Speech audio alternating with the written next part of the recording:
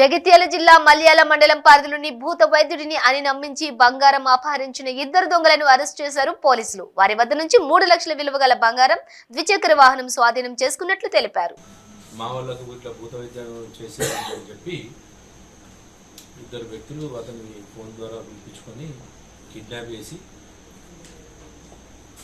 మత్తు మంది ఇచ్చేసి అతన్ని పడుకోబెట్టి అతని కొంచెం కొట్టి అతని దగ్గర ఉన్న అక్కడ చూపించిన బ్రేస్లెట్, చైన్,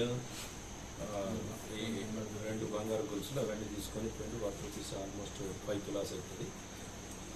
దాని మీద అదే రోజు కేసు రిజిస్టర్ చేసి ఎస్ఐ గారు, మల్లెల ఎస్ఐ గారు, సిఐ గారి ఆధ్వర్యంలో ఒక స్పెషల్ టీమ్ని ఇమీడియట్ దాంట్లో భాగంగా ఈరోజు 16/11/2022 రోజున మన ప్లాట్ఫామ్ కెనాల్ దగ్గర వెహికల్ చెకింగ్ చేస్తుంటే ఇద్దరు వ్యక్తులు సైకిల్ మోటార్ మీద సస్పీషియస్ సర్కమ్స్టెన్స్లో కనిపిస్తే పట్టుకొని వాళ్ళని విచారించడం జరిగింది.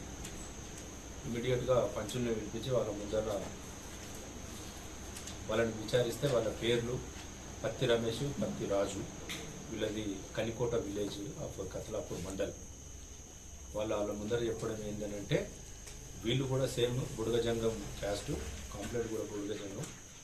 వీళ్ళందరికీ ఒకరికొకరు పరిచయము. కానీ ఈ భూత వైద్యం చేసే దాంట్లో వాళ్ళు కొంచెం ఏరియాలు విభజించుకోవడం జరిగింది. టెరిటరీ, నా ఈ ఏరియా, నా ఈ ఏరియా.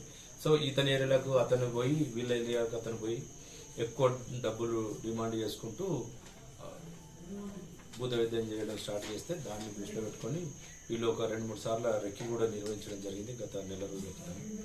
సో ఇది ఇట్లయితే కుదరదు, వీడు మనకు బాగా పోటీకి వస్తుందనే ఉద్దేశంతో 12 నాడు తీసుకొని పోయి అతన్ని కొట్టి అతని దగ్గర ఉన్న బంగారు ఆభరణాలు ప్లస్ సైకిల్ మోటార్ తీసుకొని పోవడం జరిగింది.